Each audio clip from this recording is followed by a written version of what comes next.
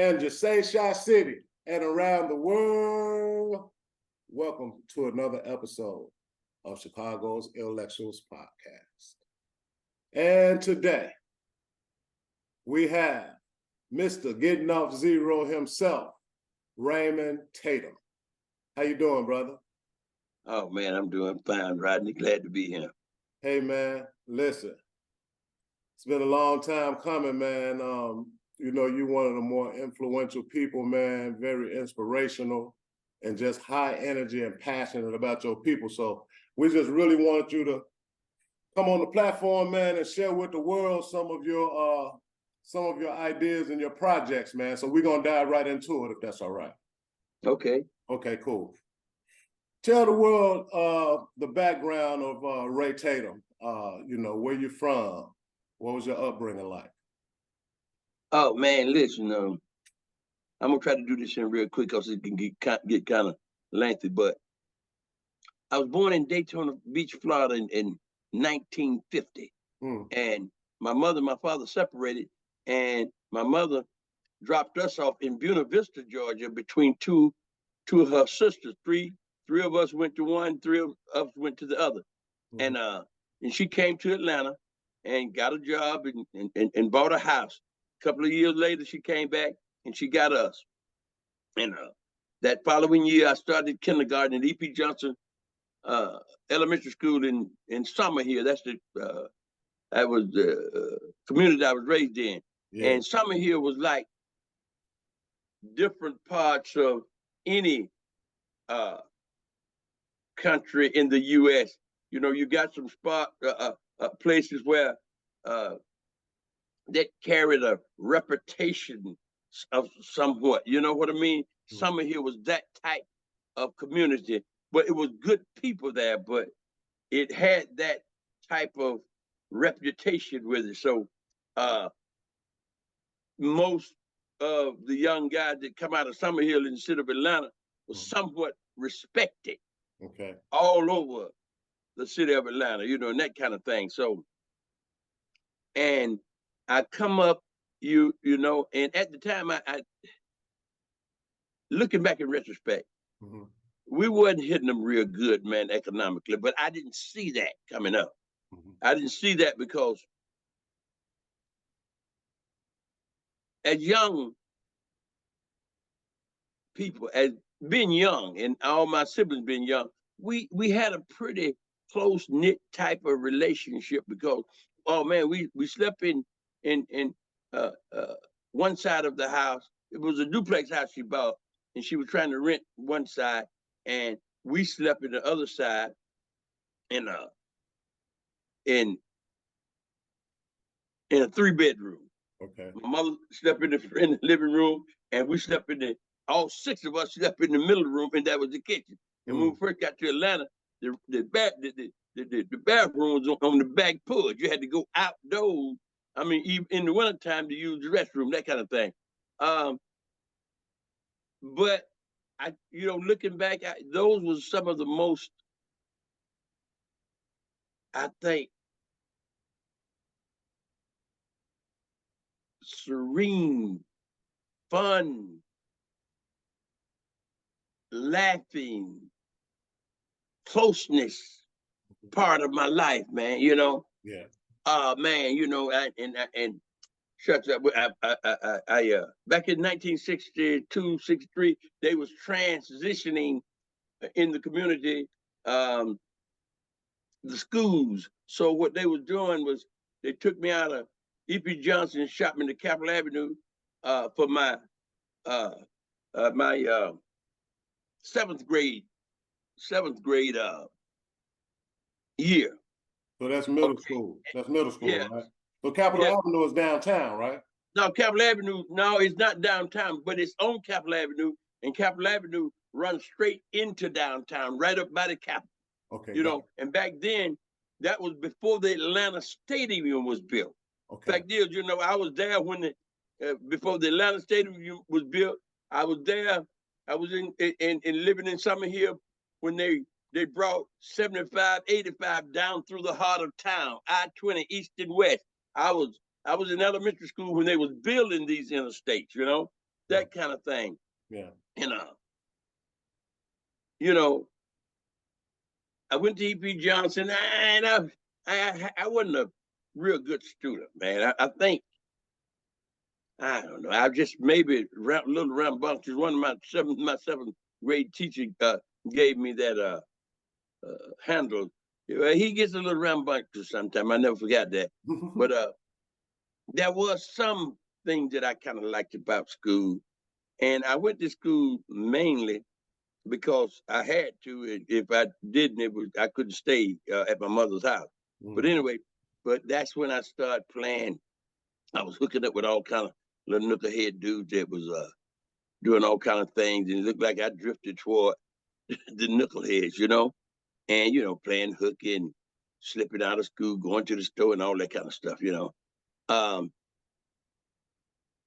And when we transitioned, and when I transitioned from Capitol Avenue, from E.B. Johnson to Capitol Avenue, they had brought young black students from all over the community to Capitol Avenue, and they put me in the class with the smartest, with the smartest guy that they brought to Capitol Avenue. So I can't see why I'm there, but maybe at that time my personality, I guess, was as such. I made friends with these guys. These were some smart guys, man. And they went on to do some good things, and but they took a liking to me, and from an academic perspective, they helped me get through the 7th grade. Yeah. They helped me get through the 7th grade. Left there with the Price 8th grade. Just to kind of fast forward, still, I know the 8th and 9th grade, it was a struggle for me to go to high school, but I couldn't quit because it wasn't allowed. Yeah. And I was the last one coming through the family at Price. Okay. But let me step back though a little bit. I was inspired, but I wanted to graduate from Price, and I was inspired by the symphony. It's a symphony, and that my oldest sister in 1958 she graduated from Price, and they played this music, War March of the Priest. And when I heard that, and I saw those guys marching, I said, "Boy, I want to do that," And that was one of my motivations for sticking around. I wanted, in my mind, I wanted just to march off that music. And still, I got that music on my playlist today, and I listen at it from time to time. But anyway, so I made it through high school, and in that process, I cut into a young fella by the name of Bruce Wildman out of Pittsburgh, and we kind of hooked up and we bonded in high school, And old Bruce, he always would tell me in high school, and because the Vietnam War was going on, and Bruce talking about, he was always telling me, I wouldn't, he had kind of froggy voice, I wouldn't go into the Salvation Army. That, you understand? All that kind of stuff, So I was kind of convinced he was serious, but this was my partner. Yeah. They called him, well, we was calling him Ace Coon Boom back then, but now they call him Ride or Die and that kind of thing. But that's who he was, Now you say Bruce is from Pittsburgh. You're for the people of the world. They don't know that Pittsburgh is a community in Atlanta. Yeah, Pittsburgh is another community in Atlanta. Like Atlanta, it was a pretty hard community. Yeah. You understand? So the guys coming out of Pittsburgh was, they was respected in the city of Atlanta. Not saying the guys in most of the areas, it was a few areas. It was a lot of areas in Atlanta area that the guys come out those areas like Fort Worth, Vine City, places like that. Now, see, these were, you just couldn't go into these communities if you didn't know anybody that needs to be known. See, so these dudes was gangsters, man. Yeah. Come on, man. They were yeah. So you couldn't go in these now, but I was fortunate enough, maybe by my personality, my oldest brother and them, they had been moving around. So I was fortunate enough to be able to go into a lot of these communities. A lot of them I couldn't. You know what I mean? But you know, like when I went to Pittsburgh, Bruce qualified me to be there. Gotcha. Yeah. You understand? When he come to summer here, he was with me and everybody started with me. Well, he was qualified to be there. So that was his pass and vice versa. Yeah. But anyway, okay, we finished 1968, June 1968. And I always wanted to go into the Navy. And the reason I wanted to go in the Navy, some of the guys in the community was Norris Cooper, God rest his soul. And he came back on leave from basic training, I think, and different thing. And when he came back from OC, and he had on the bare bottom jean, the jean like, and I wanted to wear. And he was telling me these stories, man, about being on those ships and stuff like that. And that intrigued me. I said, when I get old enough, I'm going in the Navy. Mm-hmm. Okay, so what happened in '68? I was 17 when I graduated from high school. Mm-hmm. So I wasn't old enough to join the Navy. My birthday is September. So I had to wait until September until I turned 18. Then I could join the Navy. So I'm waiting on September because I'm going to join the Navy. Yeah. My partner Bruce called me one morning and he had a run-in with his granddad or something like that. He all of a sudden, man, he, come on, Raymond, we going in the Army. I said, what? Yeah, we going in the Army. So I thought about it, I said, well, okay, come on, man. Because we're going on the buddy plan. That's how I got in the Army. And after we stayed together, we went in on the buddy plan, and we stayed together no further than the induction center down here on Piedmont, Ponce de Leon, in Atlanta. Mm-hmm. So, and they split us up. They sent us both to Fort Benning, but I went to a training center called Sand Hill. He went to Harmony Church. And after that basic, come out of basic, AIT, Fort McClellan, Alabama, advanced infantry training. Now, Bruce was kind of a bright kind of fella, so he got into the mechanic area. I think he was working on helicopters in vehicles the majority of his service career. Mm-hmm.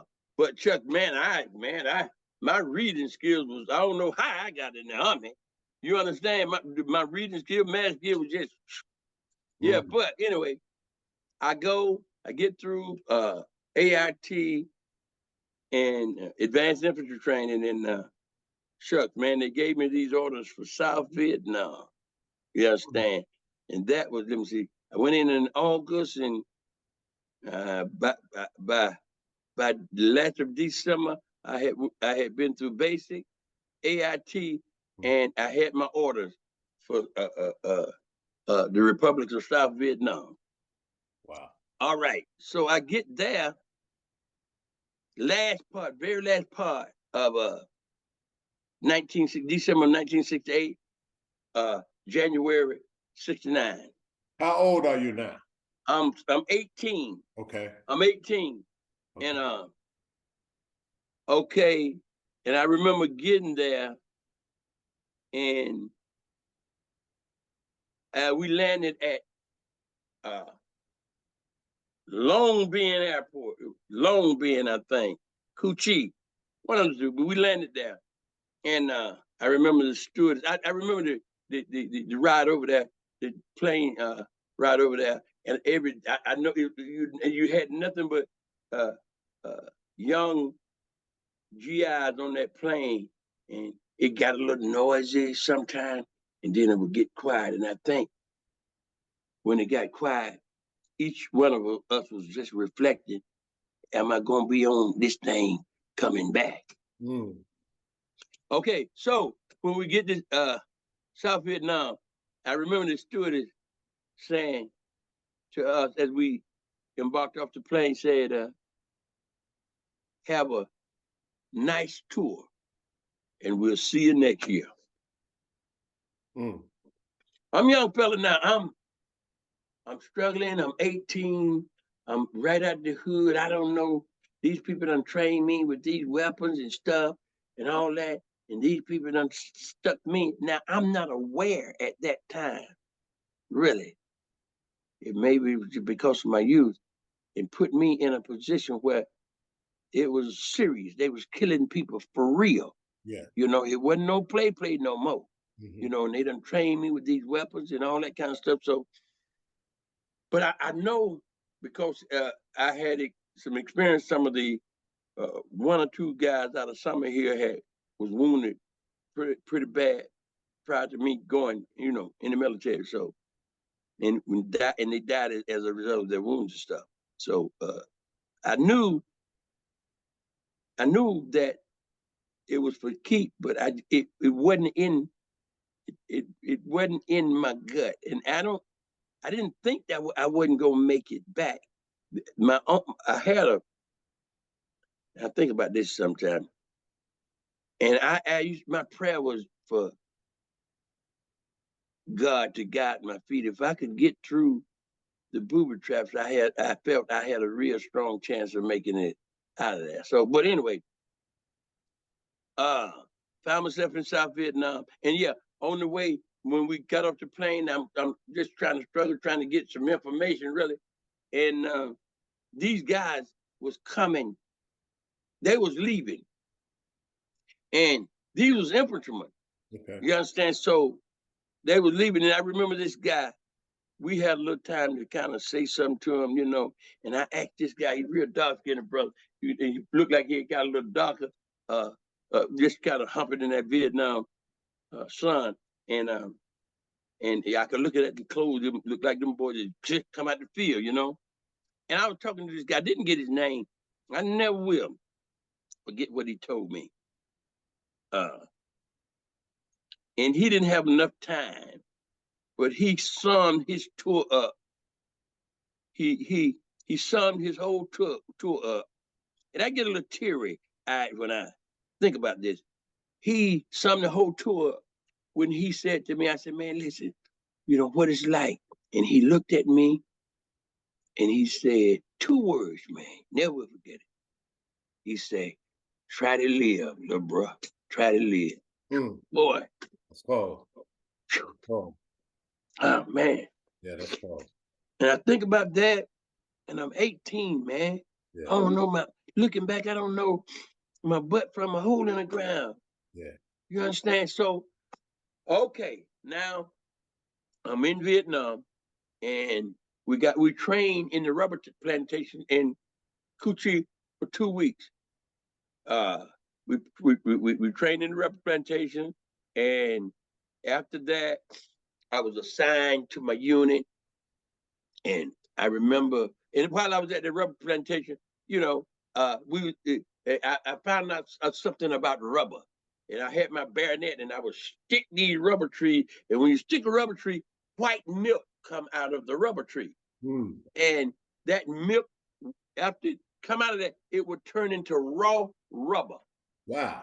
Yeah. I said, wow, man. And I think that was part of the reason the U.S. was in there, about that rubber, you know, and that kind of thing. So anyway, I was assigned to the 25th Infantry Division. And I remember going out there for the first time. The first 5-base camp I was assigned to was called French Fort. It was at the base of the Black Virgin Mountain, and I could stand in the French Fort and I could look at the Black Virgin Mountain. And from what I understood, the Vietnamese had a stronghold on top of that mountain, and you know, and we patrolled around that mountain. That was the first time I experienced, you know, actually being on patrol in Vietnam. So on my way out there, I flew out to French Fort, and I was on this Chinook helicopter. I was on it by myself, and they issued me my M16. And what I was trying to do, man, I remember, I can see it now, man. I'm trying to get all my magazines loaded. You know, they done gave me. I'm trying to get all my magazines and stuff like that loaded. I'm just, you know, and when I got out there, they dropped me off. You know, and I'm struggling, and you know, I meet some of the guys, you know, and they was, kind of standoffish, but they kind of welcomed me and just kind of showed me the things I need to be doing. And that French fort, man, that was a hell of a fort, man. That fort had what you call 4 quad 50s on each corner of it. And a quad 50 is 4 50 caliber machine guns that would fire simultaneously at the same time. And it was 4 on each side. North, south, east, and And, west. yeah, and look, and this 5/8 camp was so heavily fortified that we could actually look at movies at night. Wow.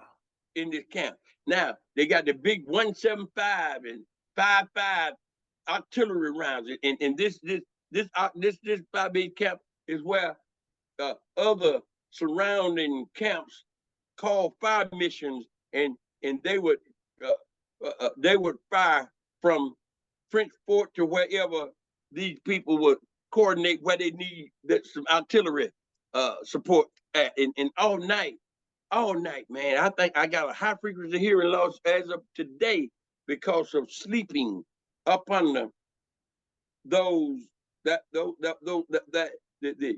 noise of a 175, man. That thing, when it go off, it knocked the dust out the bunkers. You understand? And I had been there for a while. You learn to just sleep through that. Wow. See, you now that's traumatizing when you think about it. Yeah, that's hell of a you learn to adjustment. sleep through that, and every 15 to 20 minutes they doing a 5 minutes. So anyway, I didn't patrol. I didn't patrol as much at French Fort as I did when we moved to Mold City. Now, City, yeah. that's when I got the little short time I was there. That's when I really got the experience of what being an infantryman was like. Now we getting up as daybreak in the morning, saddling up, eating breakfast, and coming out that Y, or either about 8 to 12 helicopters come in called the Eagle Flight. We jump on them helicopters and they'll Eagle Flight us out to a LZ and drop us, and we'll patrol that area and come on back in. Now out at French Fort, now I'm out in the real rural part of it where you got these open rice paddies, and then you got some real thick jungle going on out in there. So I that's when I really started smoking the weed and drinking the alcohol and that kind of thing, and going out I started going outside the Y to see baby son at French Fort, And Now, when baby I remember, son, what does that mean when you say baby son? that's them young girls. That's them young girls. So, and when I first got to French Fort, and I was introduced to them young girls, and I saw some of the old timers. They all down to by the Y with them 45s on, and nothing but they drawers on, But they, yeah. So, and I remember the first time a young girl gave me some rhythm. I had to go outside the Y, and shucks, man, we did that thing, man, and I had every full field gear on. Wow. You know what I mean?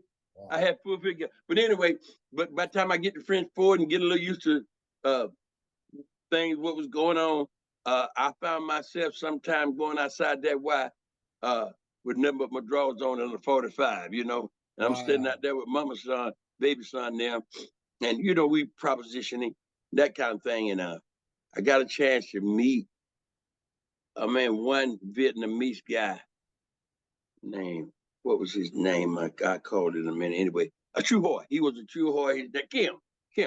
But he was a Chu Hoi. Chu Hoi was a North Vietnamese soldier that had left the North Vietnamese army and joined the South Vietnamese army. Anyway, but he did this guy here. I think he might have been a little older than me, but he had been in a combat situation for a long time as a kid, and he could move around. And when we went on patrol, I used to kind of watch him, and all he would hunt was his M16 and one bandolier of M16 magazine and his canteen. You know, and me and him, we befriended each other. And back there, me and him had a standoff. We both had a 45 pointed at each other's head and everything. But we got pretty cool after that. What? And yeah. But then I told Kim, I said, listen, can you bring baby son in the wild? Now here's the kind of foolishness I'm doing. I really don't know whether Kim is a spy or what, but he befriended us. He befriended me. And I told him one night, I said, Kim, can you bring baby son in the wild? He said, yeah. Kim, man, listen, in Atmos City, you had concertina rye, about 3 strands of concertina rye around the camp. So you couldn't just walk straight into the camp. You had an opening where you come in the first strand, then you got to go down a piece to go get to the second, and you can get into the camp. They got to stagger. Yeah, they staggered them. So Kim, he brought baby son in that Y, dust dog. That was listen, man.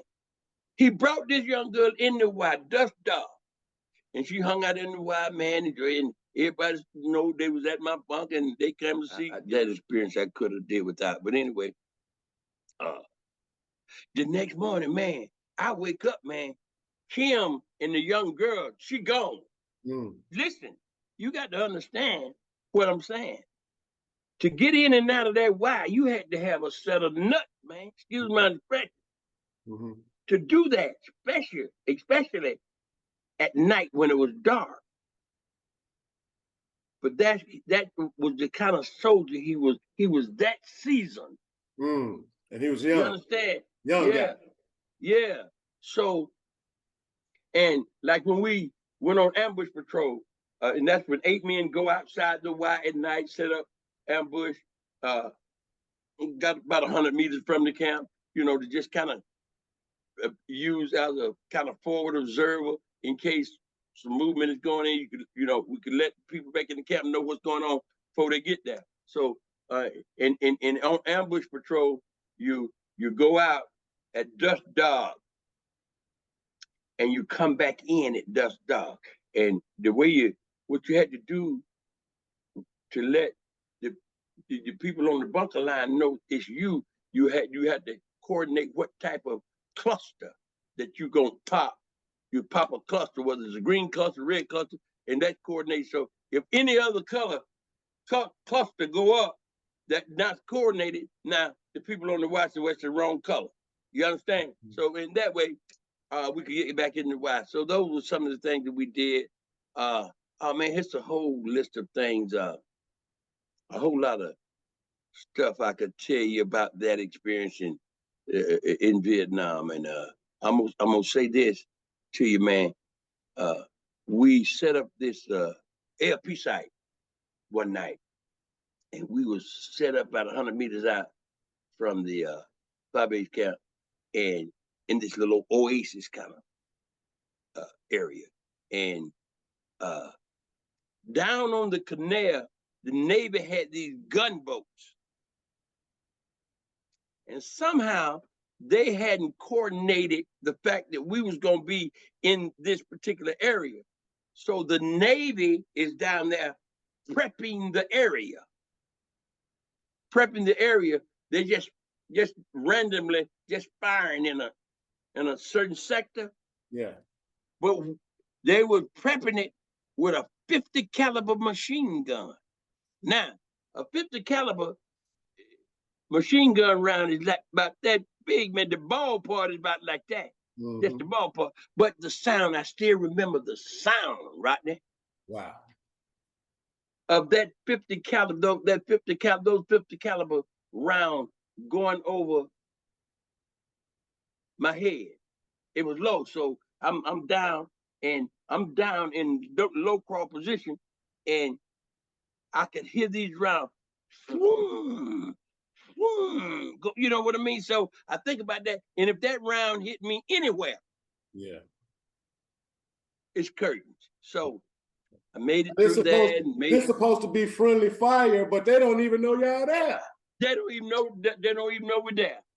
You understand that kind of thing? So, okay, just kind of fast forward. Okay, we on patrol. I'm patrolling the bush, and I'm talking about we patrolling that open rice paddy. And when you patrolling open rice paddy, there is no shade, man. You may have maybe a mile, a half mile of open rice paddy, and we patrolling on these dikes, and rice paddies is like little pools of, that is made for the patties, but they're in little cubicles, like. Yeah. Okay, so we on the earth that divided these cubicles was called dikes. So we patrolling on the dike. We ain't down into the paddy. We on the dike. So, and we had to move slow. And we on patrol. You wasn't doing no whole lot of fast walking. You moving slow, and you had to stay spread it out. And the reason you had to stay spread it out because if you cluster together, you put yourself in a position where Charles could knock off 3-4 people at the same time. But it was mandatory that we stayed at least 6 to 10 feet apart. We're moving slow, right? In different formations. Okay. So wow, man, I could talk about some more experience. I remember we was first time I really saw an NBA soldier. I was humping the M60 machine gun at the time. And we had stopped at this bomb cradle. We stopped, take a little rest at this bomb cradle. And a bomb cradle is a hole left in the ground by a B-52 round. Now, look, but this bomb cradle is so big that you can dive in it and come to the other side of the bomb cradle. And the reason I know I did it. You understand? But in Vietnam, you didn't have to dig too far in the ground where water started coming up, And in this bomb cradle, there was, a lot of water. It came over them and created a little pool. So we sitting there right there by the bomb cradle, and I think it was Kenny or Santos. One of them said, "Hey man, there go 2 goops." Now I looked, and that was these 2 Vietnamese NBA soldiers that come out of kind of an L-shaped kind of a wood line. It came out one side of it and went back into the other. Now I got the M60 machine gun, but when they come out the wood line and they went back into the wood line, they asked me, "You ain't gonna fire them?" I said, "No, shit, they're going back in another direction." So, but now we got this colonel up in the little birdie helicopter. He get a whip for it. Now he radio down. We got to move into that area where they went. Oh wow. That kind of thing. So that was an experience. And on these choppers, man, I remember, oh man, sitting in the door. I'm showing you how. It's just by the grace of God we're having this conversation, man. I'll go on Eagle Flight, and I would be set in the middle. And really, why most of them old time was set back up on the chopper, in the chopper, but I'm sitting in the door. Right. So if this chopper come into the LZ and that LZ hot, I'm a wide open target. You understand? So God got me through that. Had to be, man. Yeah. We didn't come into a LZ when I was on those choppers, a hard LZ. But anyway, here's what happened on April 9th, 1969. We was on patrol and in Vietnam. When the VC left, or the VC of the NBA soldiers left, that VC is really what that gorilla is the one that really was that booby trap master. So, okay. So, but when they leave their base camp, and they built their base camp not on a cleared piece of land, but they built this perimeter inside of the jungle, inside of the trees, so you couldn't see. You could be in the middle of their fire base camp and not know it, you know. So, but they would leave signs for the local people that this is a booby trap area. Now, part of my job as an infantryman was to move through these areas and try to locate these ammo dumps and stuff like that that Charles could possibly have done left behind, where he could, you know, he was storing weapons and stuff like that. So we moved and we saw the sign booby trap there. So we moved into the camp, and what I was trying to do based on the knowledge is trying to watch my steps as I moved into this camp, trying to make sure when I get ready to come up out of there, I could come back up out that same path. Mm-hmm. All right, now, so what happened is on my way back out of there, man, I hit a anti-personnel landmine. Blew my left foot off right off the bat. You understand? I looked over to my right people there, looked over my left, the front part of my whole boot was gone. And every time my heart pumped, the blood jump up out of that, the blood jump out of that main artery. And but I'm young, man. I'm thinking I'm bleeding to death, and I'm getting ready to go with me quick, man. With that type of injury. Yeah. So fortunately, Doc, white guy, man, he came, said, hold up there, I got you. And he tied a tourniquet up above my knee, cut off the circulation. Y'all just called him Doc? Y'all called him Doc or yeah. Or was he a doctor or was he? No, he was a medic. He was a medic. Yeah, he was a medic in our platoon. Okay. And he saved my life, man. Doc saved my life. Now we still in booby trapped area. Oh man. Now you gotta get out of there injured. Okay, I'm injured, but I got two partners. And when you're in a combat situation, when you befriend, and I'm young, but I would probably, I don't know what would happen now with, you know. But at that time, I was willing to give my life for these two guys. Actually, yeah. And I thought they were too. And then they exhibited the fact that they was willing to risk their lives for me. See, because when they created the litter to duck, because I'm in the bush, the chopper, they got to get me outside the bush to the chopper. Right. You understand? And these two guys, we still in the booby trap area, is the two guys that brought me out of there. Wow. Yeah. Wow. And we still in the booby trap area. So I get on the chopper and I think I'm in pain. Now Doc had hit me with some morphine. Now I don't know whether they would, Doc and them, they give me I don't know whether it was morphine or not, but I didn't feel it. So when I get on the chopper, medic asked me, was I in pain? There was a brother. I said, yeah. And he hit me again with the morphine. But the pain was concentrated right down on my foot, my left foot, man. You know, it was excruciating. And I went and got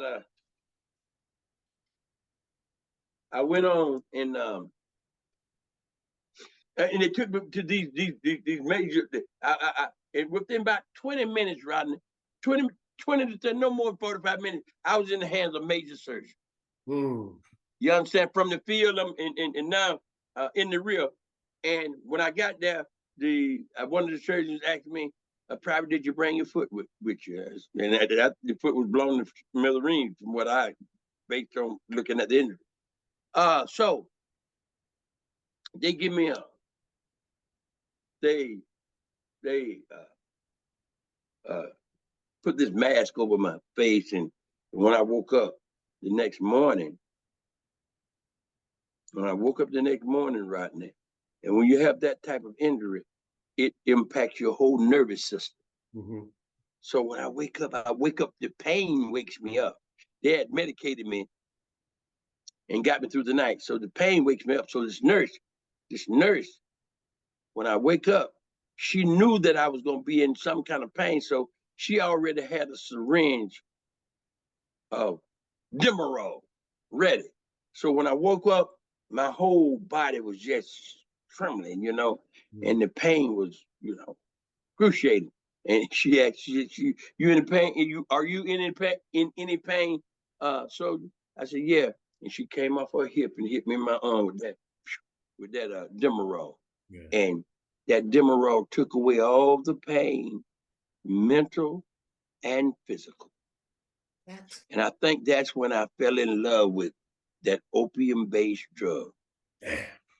Yeah, so just to fast forward, I was introduced to, I did my convalescent. They brought me out of Vietnam to Japan, and from Japan, I think it was somewhere in Washington. From Washington, they brought me all the way to Georgia. I'm gonna call it in a minute. Fort Guard. That's why I convalesced at. Okay, so I stayed in the hospital about 7-8 months. I was injured January, February, March, April, and I stayed in the hospital around, after being coming from Vietnam. The journey started from Vietnam, my convalescent, and until the December of that year. And while I was there, it's a lot of different kind of drugs and stuff associated, just circulating in the hospital, and that kind of thing. And oh man, I used to go down to these clinics, man, where they had these GIs and you had to see the combat wounds and that type of hospital coming. The wound that it was a major wound, man. These young people, man, had gotten as a result of being in combat and stuff like that, leg blown off, arm blown off, blind, all this kind of stuff, man. And I thought I was just kind of lucky just to have a foot gone, man. Wow. So let me ask you this. How old are you by the time you arrived back in Georgia? How old are you? Okay, I'm 18. No. 18? I'm 18 now. I get there. I was 18. Yeah, all this happened within the 69. But let me say this here. Mo City. See, I got to South Vietnam about a month. I got to South Vietnam close to right after the 1968 Tet Offensive. So when I get there at Mo City, you can walk out you can walk out in front of the Mo City and just kick the dirt up, man, and kick up the remains of dead men. Wow. Stuff like that. So I wasn't in there during the Tet Offensive, but I got there and I met some guys, young guys that was there, and they were telling me about that episode, that experience. But anyway, yeah, I was 18, Rodney, and I turned 19 that following September, right? So I was in Vietnam and started my convalescent. I turned 19 in the hospital, and at December, they discharged me. And it's a long story, but it's a story within that. So a lot of stuff went on in that. Yeah. But so let me ask you this. First of all, hey man, thank you for your vulnerability, sharing such a traumatic experience about your young life, and that kind of sheds light on your personality, right? And the gratitude that you display when you deal with our people, right? You've exemplified the true meaning of perseverance. Okay, to come out of that type of experience and live long enough to be one of our elders and be in your right mind and still be ambitious and all of these things. So part of the reason for this podcast is to expand our narrative, for us to show our own narrative, for us to show the different layers, you know, of our community, of our heritage, of our history, you know. And so I just want to thank you, man. And we want to celebrate you too, man. So my next question for you is simply this. You're going to like this. What are your values? Oh man, I've developed values. And my values today is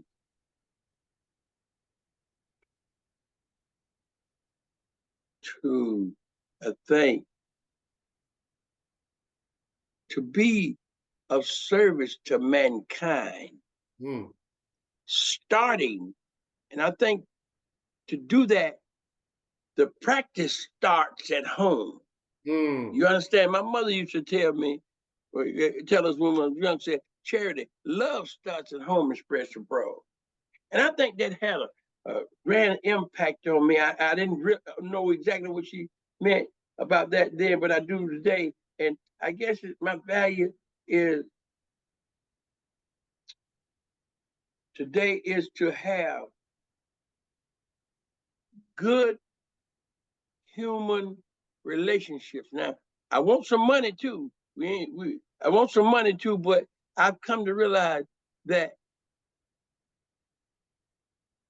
good human relationships is better than money. See, good human relationship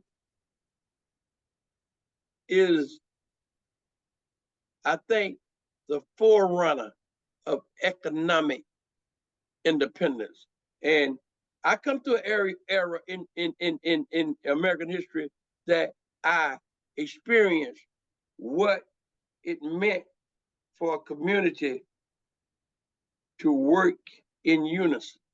You know, like Chicago, like Detroit, like cities all over America. There was a point in history that before integration that we were self-determining. See, and I saw that. And today, some of my values is that we got away from that is to get back to that. Look like, you know, we allowed integration to take all the components of what it means to have a strong community.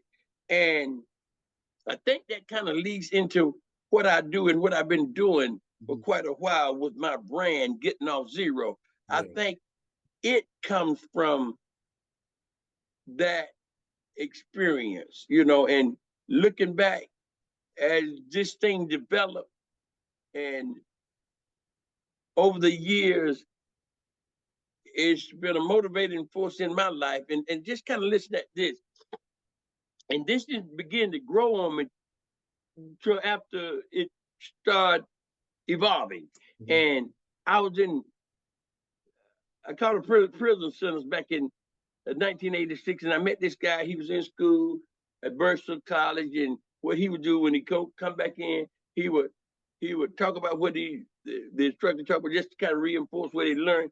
And I talked to him because I had started Gittin Off Zero before I went to prison. So I told him about it, and he kind of liked it, and he started developing some stuff for me, and really, oh man, this thing has grown from that perspective. I had so many people that come through to help me with what Gittin Off Zero really meant. And it started, Gittin Off Zero started as a slogan that we used on George Avenue. That was that was the stroll that I, you know, kind of hung out on, and because all the dope and everything was up there, and all the, you know, all the twisting and turning was, yeah, all the action was. So yeah, and let me just kind of go back right quick and just give you how this thing evolved. And this guy, one of the old players, used to come to the stroll, and he talked about he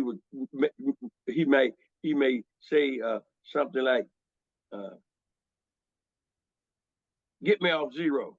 Yeah. So yeah. and after I got out of the military, I went to art school,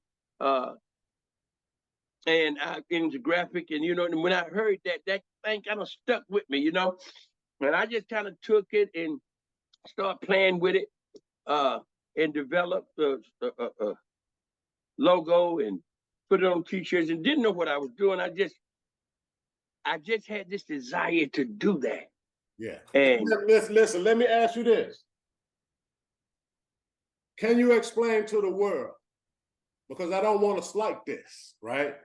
Can you explain to the world exactly what Gittin Off Zero is and what it means? Can you explain? Okay. Yeah. Okay. Let me try to do it this way. As Gittin Off Zero evolved, I've been able to put together its meaning over the years. Yeah. And today it's here. Yeah. Gittin Off Zero is an African American expression. It is generally understood as pulling oneself up by the bootstraps. Gittin Off Zero is the starting point of one's goals, aspirations, and dreams, whether they be mental, spiritual, physical, intellectual, economical, political, or social. Gittin Off Zero is an upward bound mindset requiring honest self-examination, self-evaluation, and self-appraisal. Gittin Off Zero embraces the sometimes terrifying feeling of change, for we know that change, when spoken of in terms of Gittin Off Zero, will lead the individual to more prosperous horizon. That's why we at Gittin Off Zero continue to shout, "Lean on me, I'll be a hero. Wow. Hold on tight, we're Gittin Off Zero." Yeah. That's what Gittin Off Zero means. That's the digest. I love it, man. I love it. Hey, listen. What are some of your products that are associated with the Gittin Off Zero brand? Okay. Caps, t-shirts, hoodies, sweats, short sets, a variety of apparel, and also the Gittin Off Zero book. A partner of mine liked it, the name of my logo so much that he decided, "Hey, Ray, we need to get a book with that name and associate it with some empowering kind of attitudes." And we drew a lot from Carter Woodson, The Miseducation of the Negro, and about being self-determining. In fact, here's my story. The story I was telling you about, out of Vietnam, a lot of that is in this book. Okay. So that product, and I'm currently trying to create, as a, for lack of a better word, offshoot of Gittin Off Zero under that umbrella, a business association. And it's kind of informal.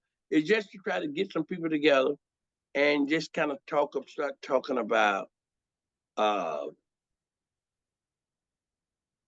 strategies on how to begin to redirect this $1 trillion+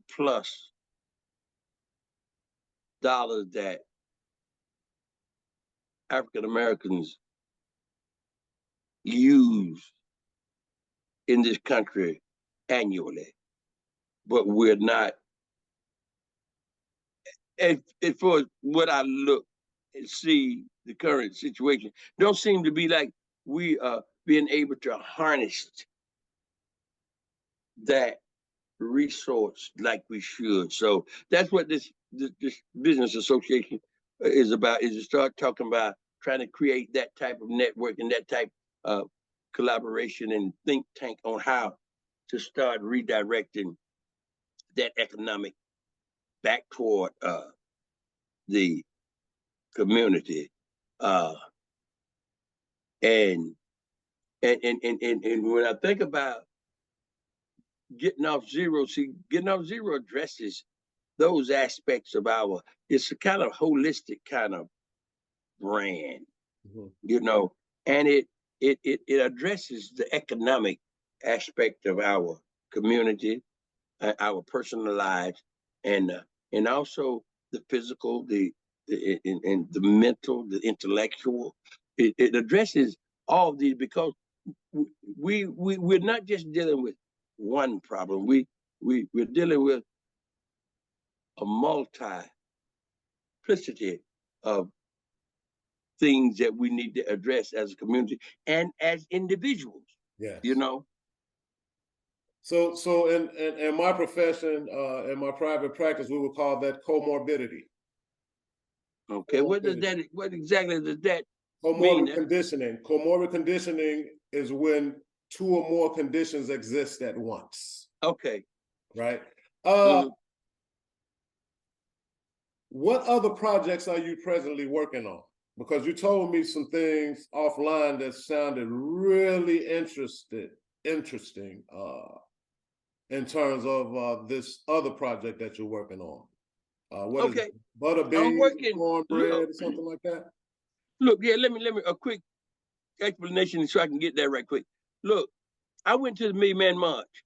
Okay. And I was listening to Louis Farrakhan, and what he said was, look, here's what and I just kind of looked at it. He was just talking to me. It was a whole bunch of men there, but I was just telling that conversation between me and him. He said, hey, he was saying, like, look, Raymond, listen, don't try to, when you go back home, don't try to sponsor the movement. Just support it. That makes sense. That made sense to me.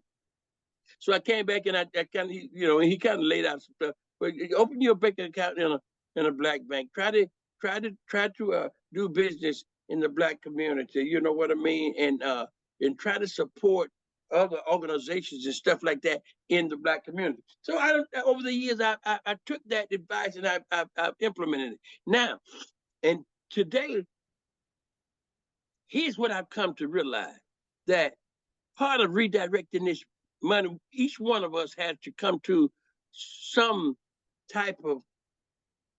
create some type of strategy on how we gonna support the community. And mine is to identify an organization that's doing something in the community that you can agree with and support. All right. So now I run across this young fella. His name is Arki Hodgin, and he's the founder of an organization called the Black Achievement Fund. And his mission is to start becoming economically independent, self-determining by promoting. It's been done before. Garvey did it, and he's just expanding on Garvey's strategy. Yeah. So, and when he said it to me, that he wanted 10 million African Americans to contribute $9 a month, which would be well over $1 billion a year, $90 million per month. And what his mission is to have enough money to create a budget for organizations like the NAACP, like NCOFA, and these other organizations where we have to reach out to outside sources for funding. And when I heard that, it just kind of made sense to me. I said, now, I can get behind something like that. And I liked that number, but the number is too small. $1 billion, in my opinion, is just too small. You understand? Now, but he offered me the opportunity as being a member, and I'm one of the founding members of it. And he called me one day and said, "Hey, Mr. Tatum, I need to come in and give me $20 and take this key so you can go in this clubhouse whenever you want, and you could, you can bring some gas, but what we're trying to do is recruit some people." So I said, okay. That he gave me the key. So what I'm doing now, here's a chance for me to promote my brand, be a part of the community. You understand? And so my thing is, okay, now how do you utilize this membership to this clubhouse? So my strategy is, okay, here's what I'm gonna do. I'm gonna try to create a business association. And he's dealing with something similar. But what I want to do is bring some entrepreneurs together so we can talk about helping him achieve his mission. And then at the same time, create a scenario to help us achieve our personal. In that way, we're contributing to the community and to ourselves at the same time. See, but the ultimate dream for me in this regard, I don't know, I'm gonna have to throw it out in front of. This is my first event. I'm gonna throw it out in front of the people that do come, and if they have a desire to follow through with this thing, is to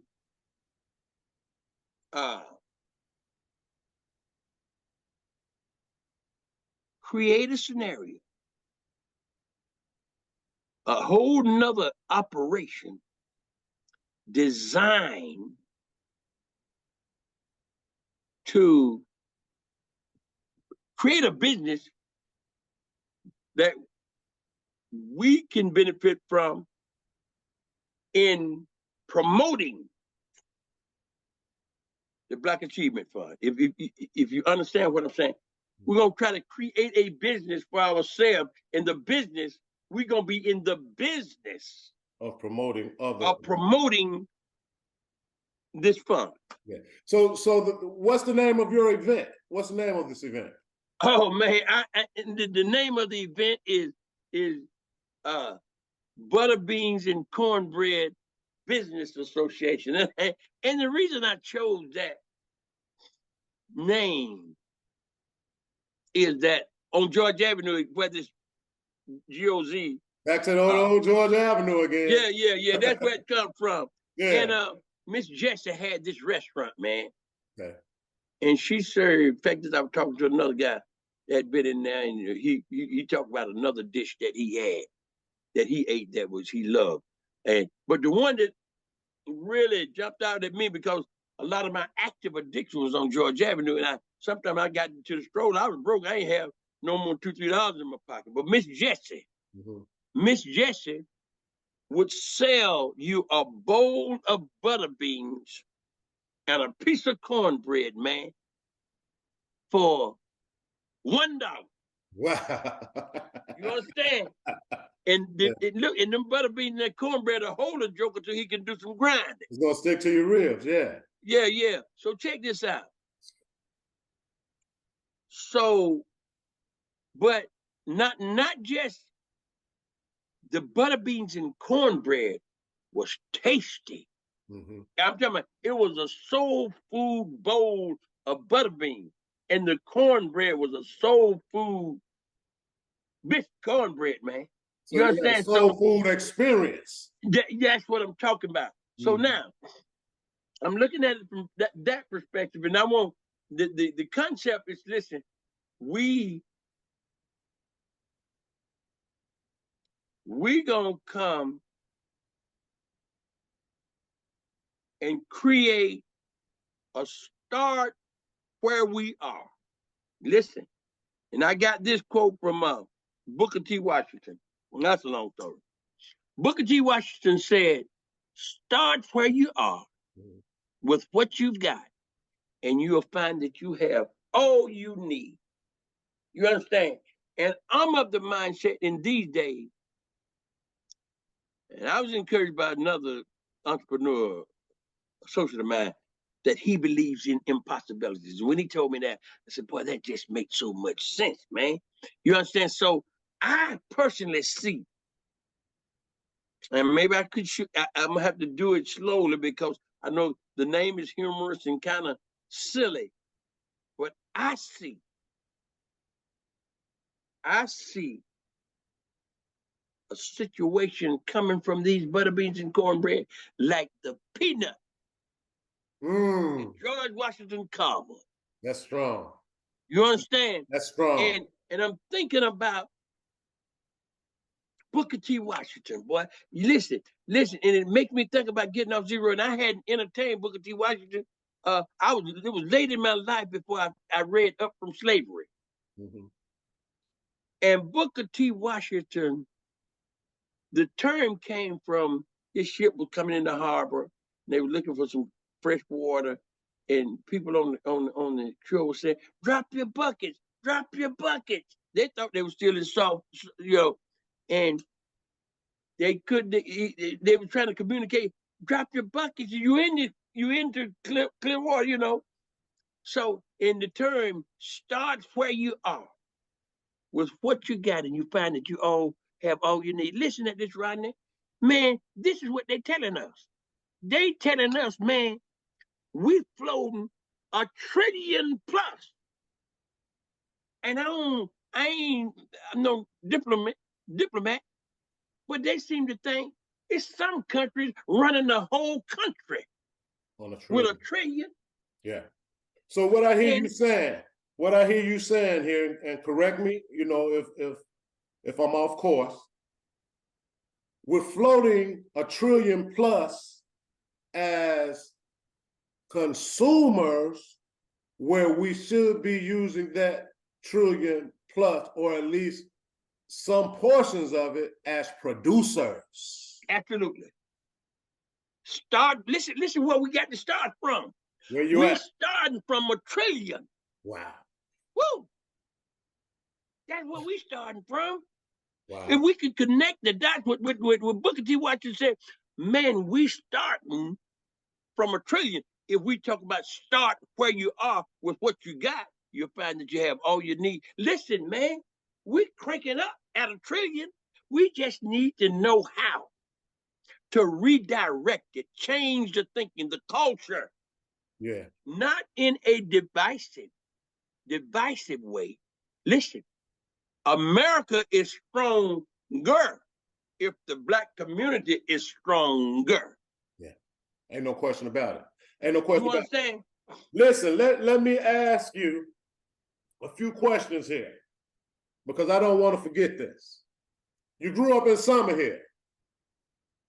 How far is Summerhill from Martin Luther King's birth home? I can walk there. Wow. But I can walk there now. It ain't no hopping, no skip.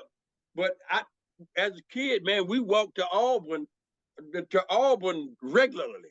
I can do it now. I can walk from where I stay. I could walk there. But if the walk would be at 72, I have to stop and do a little resting. But you can walk there. Wow. Do you remember anything significant about the era when he was living? Because you were around during that time, right? Oh, yeah. You remember anything significant about that era? Oh, man. As related to Dr. Martin Luther King. As it relates to Dr. King. Now, let me show you something what happened. Now, I'm so preoccupied doing that movement. I remember sitting in the gym at Price one day at an assembly. So, and I'm just kind of looking around. I'm in the middle of these little girls, and I'm acting silly and different things. But my eyes just kind of went to the front door of the gymnasium. And in that window, that was Dr. King looking in that window. Then he opened the door and he come down on the other side of the gym. I said, that Dr. King right there, Martin Luther King. You understand? Listen, let me show you what happened. Martin Luther King came and he made a speech. I'm running my mouth so I don't hear nothing he say. I missed the opportunity.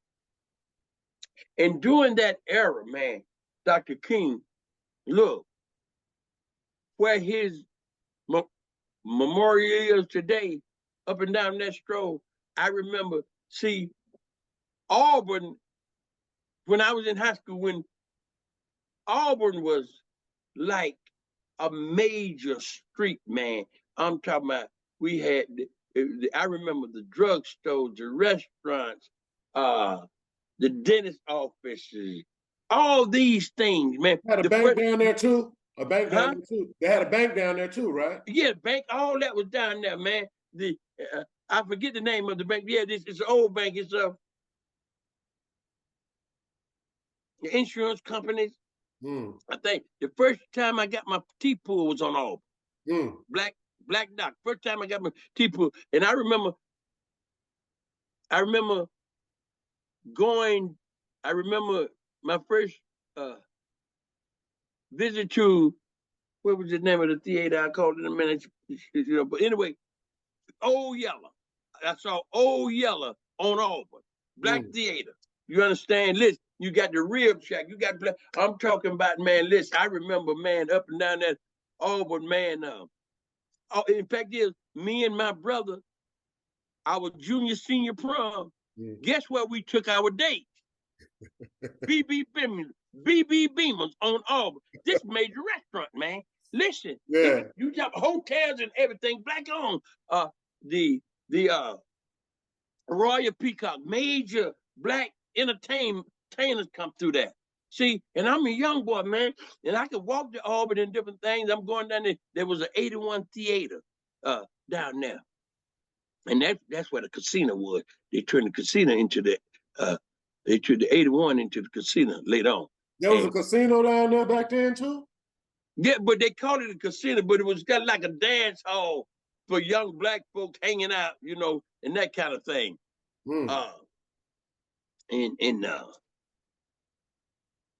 But I watched Auburn when the civil rights movement began to decline and the integration. I watched it decline. The people moved away, man. Black folks moved away. See, listen, now we was in a position like anywhere, like any city in the country, to build on. Man, just imagine if we just well, okay, listen, we ain't trying to go with, you know, in nobody else's community. We just want to be treated fairly, don't want y'all killing us and that kind of thing. But we got what our infrastructure here. You know, we just got to build on that. Is it safe to say that Auburn was one of America's Black Wall Streets? Absolutely, no doubt. No doubt in my mind. I'm trying to tell you. Listen, the first time I went to Harlem, New York, and I looked down through, I forget the name of the street, but Harlem. Black folks like that. And you know what it reminded me of? Right. Auburn Avenue on the weekend, man. Auburn was like that.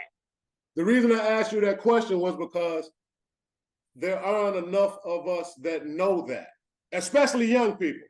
But I just think overall, our culture, I don't think enough of our culture knows that.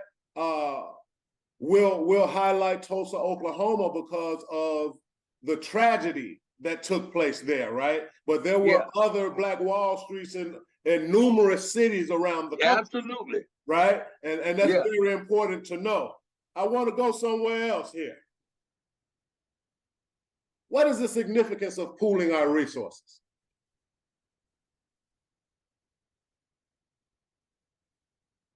Listen, God connected dots. See, the Bible says wisdom, I want to quote this right.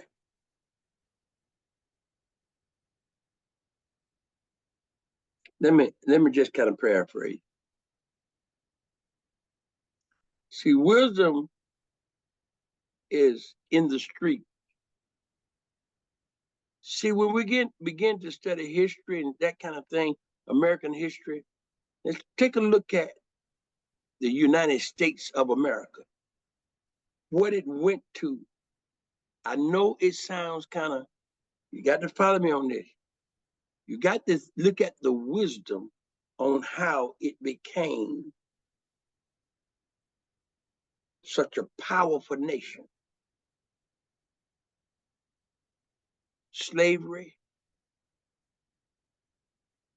Civil War, and the objective was to unite these states. And when these founders united these states, it became powerful. Now, look what would have happened if Lincoln War didn't result in uniting the country. And look at Africa. Africa is cut up into several different countries. Look, and in each country you go into, you got to have a passport and all that. But in this country, you can jump in your automobile and you can drive from Savannah to California. And all you got to do is stop and get some gas. Yeah. Okay, look, I said that to say this here. And as a result of that unity, it became the most powerful, one of the most powerful nations on the planet, or the most powerful nation on the planet. The significance of pooling resources carry the same type of significance. Okay. See, in other words, if me and you come together and we putting down, I can save $20 per month. But look, and you can save 20 a month. But if we put 20 together, we saving 40 a month. It's like a compound kind of thing. And it don't put everybody in a strenuous position. Pooling capital is a primary component in building and empowering strong communities. Not only pooling capital, pooling intellect. Overall resources. So listen. But let me say, did I answer your question? I don't think I quite answered your question. Why is it important to pool our resources?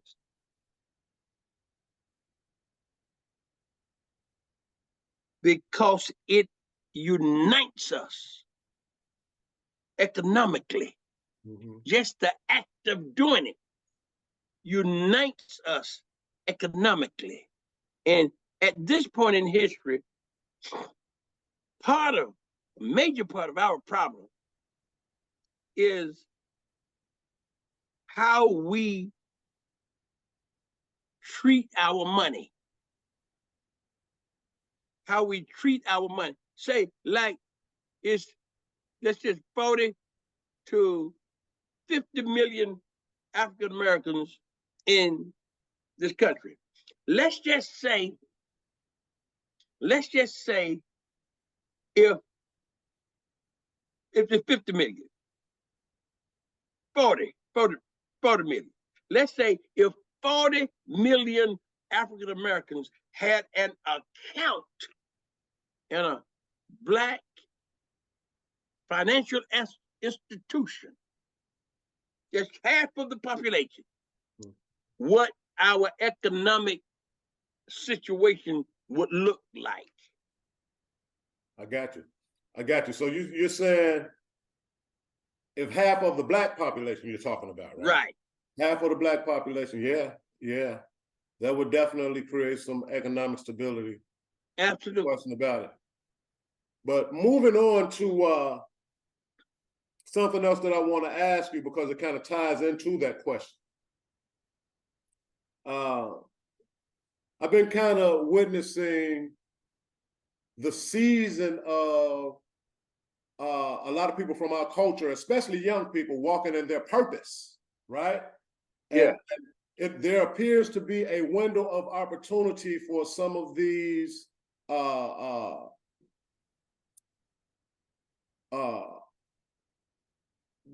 groups and think tanks and conglomerates, right? To come together, right? Right. And I know that there's a window of opportunity that is wide opening. It's wide open right now, but that window of opportunity will probably close somewhat slowly, right? We have to take advantage of the window of opportunity. Can you talk a little bit about some of the young people that you know who are working on projects around this country, and what your relationship is to them, and how you maybe influence them? Let me say, I know some young people, and I mean, there are some in my immediate family. And I think as a result of me planting some seeds, they have gone on to implementing some of their ideas. Yeah. But I would really like to see them carry that a little further by coming together as a family with these small businesses they had started, and think about doing some research on how to bring even that together as a family. Mm-hmm. Okay, but I had a recent experience, and it's rare. Now let me just say this here. I operate a kiosk downtown Atlanta. Mm-hmm. And I was this young guy out of synagogue come through a few years back, and he kind of needed a place to operate, and we talked and that kind of thing, and eventually we came to an agreement that he come in and he could sell his product there, and at the same time we could collaborate, and he would sell mine at the same time. So that happened, and it took us a while to gel, so to speak, and and we're still in that process. But anyway, he had to go back to synagogue. But before he went back, I watched this guy. He young guy. He was in his early 30s and could speak Spanish and all that kind of stuff. I watched him come down that kiosk, man, and take his brand and take my brand and build.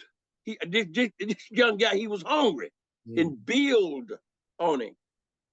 And man, I was so I hated to see him go, man. But he had to go back to synagogue because his wife was sick, because he's getting older. He got start raising a family. But me and him is still in touch. Okay.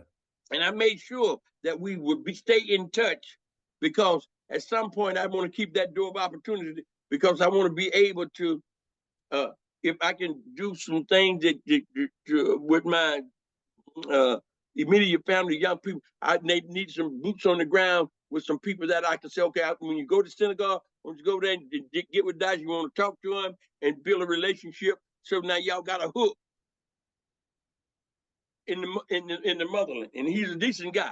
We have a resource. Decent young fella. Got a resource. Now, but look, Rodney, I met a young guy, man, him back a couple of months ago, man, named Drexel. Man, yes. Drexel came by my spot. Mm-hmm. Him and two ladies. And Drexel was asking me about what it costs to get one of those kiosks.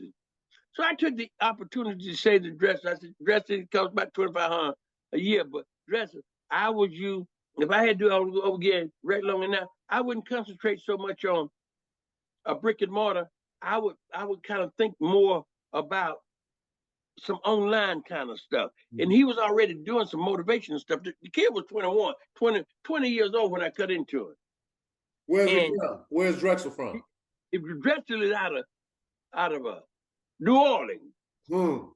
But man, I sat there, man, and then I gave him my card. And a couple of weeks later, he called and said, "Hey, Mr. Ray, could I come by and different things? And, you know, we just kind of chop it up." I said, "Yeah, come on, man." Drexel came by, and he brought his T-shirt with him. Okay. And his T-shirt said, "Multi-millionaire in the flesh." Now, I'm a little bit confused on where you going with that. And I kind of liked it. I liked it, but I was trying to see why multi-millionaire in the flesh. Okay. And this kid went on to explain what it was. He said, "Listen," he said, "Mr. Ray, the brand is as such because I believe if I keep telling myself that, I'm not a multimillionaire in the flesh yet, but he said if I keep telling myself that, that's what I'm getting ready to do." How? I said, "Oh, Lord, how much?" Listen to what this young fella just told me. Do he understand what he just told me based on my lived experience? And he was, I mean, he touched me. He in his personality and his spirit, and I was telling him, I said, "Dresser," I said, "you might be a blessing in disguise. Dresser, I need a young face to talk about. You ain't got to talk about getting off zero. Just put the thing on and talk about what you talk about. Just put a T-shirt on and talk about what you talk about. You ain't got to say nothing about getting off zero. Just put the shirt on and talk about what you talking about, and just let me cap it from there." He said, "I understand that, Mr. Ray." So he began to do that, and his passion and the way he delivered at 20. Now he turned 21. He turned 21 here a couple of weeks ago. His passion. And and I said, "Dress whatever you do, man, we got to stay in touch, man, when you leave here. Just always know when you come to Georgia, you know, you got somebody here in your corner." But Dresser, I was telling him, I said, "Listen, man, whatever you do, you continue to believe in yourself. You continue to believe that you are a multimillionaire in the flesh." And Dresser, I can practically, if God willing, if you keep doing that with the passion that you're doing it, you're gonna be that inside of 30. Ain't no question about it. And You understand? Because he's putting action behind it too, right? He's putting action behind it. Yeah. You understand what I'm saying? Why did Drexel leave Atlanta? Well, he's going back to school. He said going back to school. Okay. And what was I telling Drexel? He was saying something about going back to school. Yeah, barbering. Now he was teaching some barbering and going stuff up here, but he's not a licensed barber. And I was telling Dresser, I said, "Dresser, that's a grand kind of career move. That thing could be big for you, Dresser." I said, "But listen, what you need to do is what I suggest you do. When you get back to New Orleans, go head on and finish up and get your license. Get your license just to have your license, because here's what I see, Drexel. We talking about a multimillionaire in the flesh. I'm talking about barbershop across the country, Drexel. Yes. Listen, and if you can connect barbershop with motivational and inspirational kind of thing, and that's the kind of motif you feel in your shop. When a joker come in there, all kind of motivating things is going on, and that's what the conversation is about. And you on one of them flat screens doing your thing, oh man, that's a whole new bulk. You see what I'm saying? So, and he has the potential and the time. It was so much I wanted to just try to give him, you know, and he's receptive,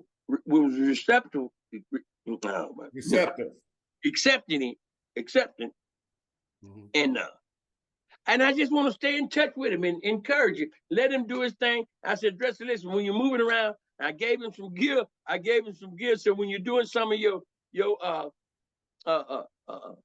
videos and different things. Just put on the GOZ shirt. You ain't got to say nothing about GOZ. Just put the shirt on. Yeah. You know, he said, oh, I got you, Mr. Tatum. And he said, we had a good conversation, man. And I said, Drexel, what we're trying to do, man, you in a prime position to make a connection between this great and these young people. Yes. You understand? Yeah. So, and that's what we got to do. We got to somehow reach out to these young people, to the ones that can see the value in lived experience. Let them do their thing, but don't look at people, seniors, as though they're out of it and don't have anything to bring to the table. Yeah, those are those isms. But you know, that connection is a reciprocal relationship. So from the elder, the young person gets the wisdom. So when that young person goes amongst his age group, he's moving a lot smarter, right? Right. And for the elder, he gets information from the young person so that when the elder goes amongst other elders, he's moving a lot more relevant. Hey, and absolutely, and let me show you, here's a prime experience. Drexel showed me, he said, Mr. Ray, you got something, but listen, this is what I want you to do. I want you to put a little bit more enthusiasm. I want you to put a little bit more enthusiasm, Mr. Ray. Yeah. So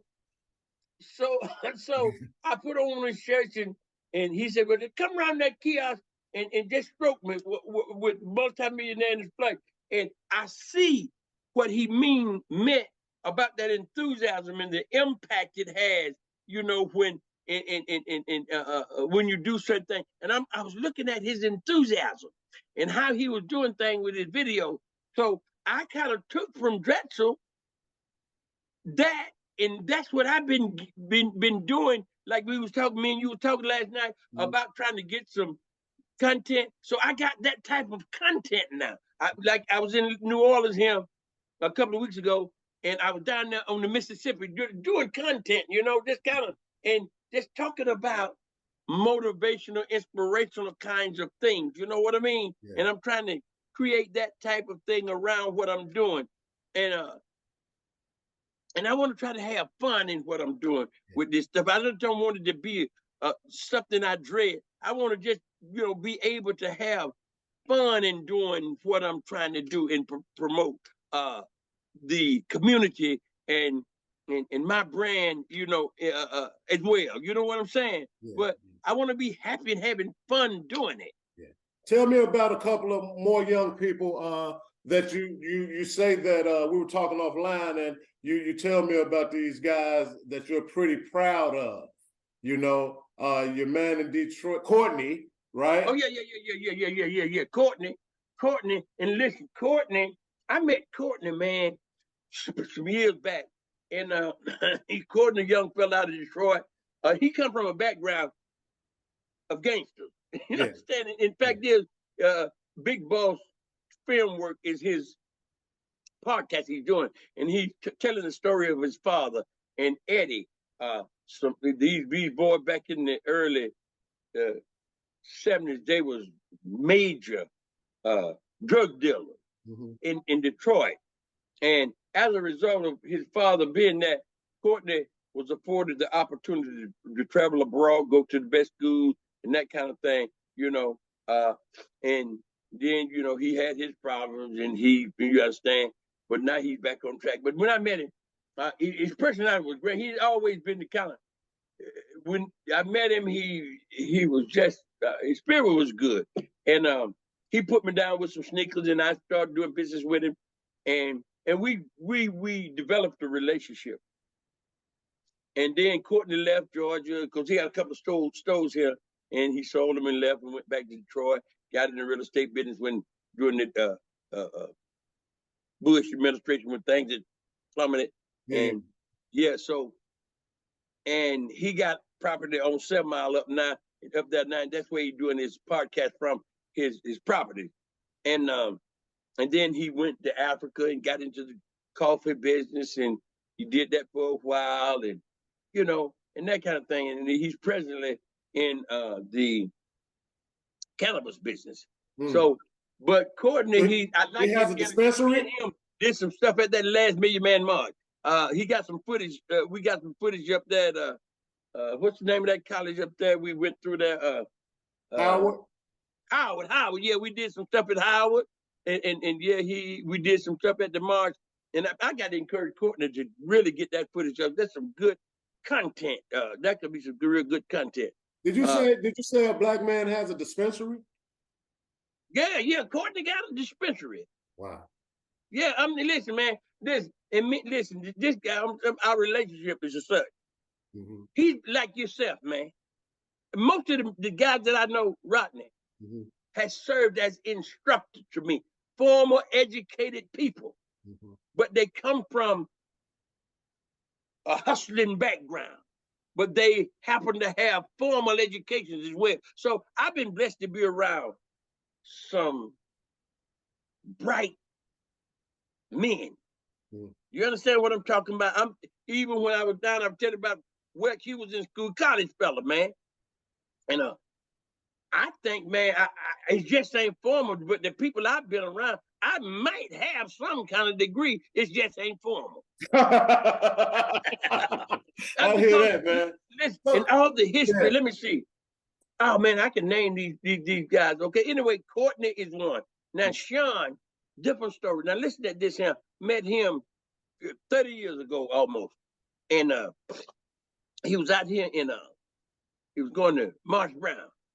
Young fella getting in trouble, and I was telling him, because I just, I'm just not trying to turn my life around. I'm saying, hey, boy, you ain't got no whole lot of time to be acting a fool and different things. You need to, which kind of mind you got. So me and him talked, and we developed a relationship. But he always been somewhat of a kind of arrogant little guy, which ain't a bad thing. And I was looking at I'm gonna have to call him, tell him, he's coming around real strong on some of his podcasts. But I see where he's trying to go. But I just need to kind of talk to him. But anyway, I watched Sean build a business, man. He left Georgia, man, after he finished Marsh Brown and went into accounting, and he was buying real estate and that kind of thing, man. And the young fella, man, his work ethic is off the chain, man. I always have been. He hit there and got him some cars and started, building his business around Jersey, and messed around, slipped up on him with $1 million, man. Travel abroad to Egypt for a couple months or so and that kind of thing. So look, then, and I told him, I said, listen, Sean, man, you ain't got to act like no knucklehead. You don't need to do no foolishness. Yeah. Don't do no foolishness. This is why we need our elders, man. Yeah. This is why we need little bitty nuggets like that. Those little reminders, right? Yeah. Because we sometimes can't see the forest for the trees, and we're walking in greatness, and it's one small mistake that'll knock everything off track. That's right. So we need our elders to remind us. Listen, I want you to share with the world, and I don't want you to talk about this long. I just want you to share with the world what our relationship has been like, a chronology of our relationship. Listen. Oh man, listen. I don't know when I met you. I know close to 30-something years ago, close to 30 years ago. And the young man I met was out of Chicago, and his experience with drugs and alcohol in prison landed him in this program, a recovery program. And he was a barber. He was cutting hair and different things, and a good hustler. I remember you having all kind of, you're moving. Kind of sounds like Drexel a little bit. That's right. Yeah. That's who you were. That's who you were. Because that's who you were. And then I remember you had the Cherokee, and then I got one of your jackets in my closet now. Old jacket, heavy jacket. Illywear. Yeah. And I watched you create that back in years, man. I'm just thinking, well, if you just stayed with that, ain't no telling where you at with them jackets and different things. So, but whatever the case may be, fast forward. I wasn't expecting this, but you went back to Chicago and you got hooked up with these elderly men. And we dialogued on the telephone and, and that kind of thing. We didn't lose touch. There's a whole lot I could talk about prior to you getting back and just switching direction. And we hung out. Let's go back a little bit. Me and you and a couple more guys, we just hung out smoking cigars, cooking all outdoors and hanging out all night long. We wasn't using any drugs and them, just hanging out, just building bonds. We was bonding really. And let's go shoot back up to when you left him and got connected with these elderly guys in Chicago.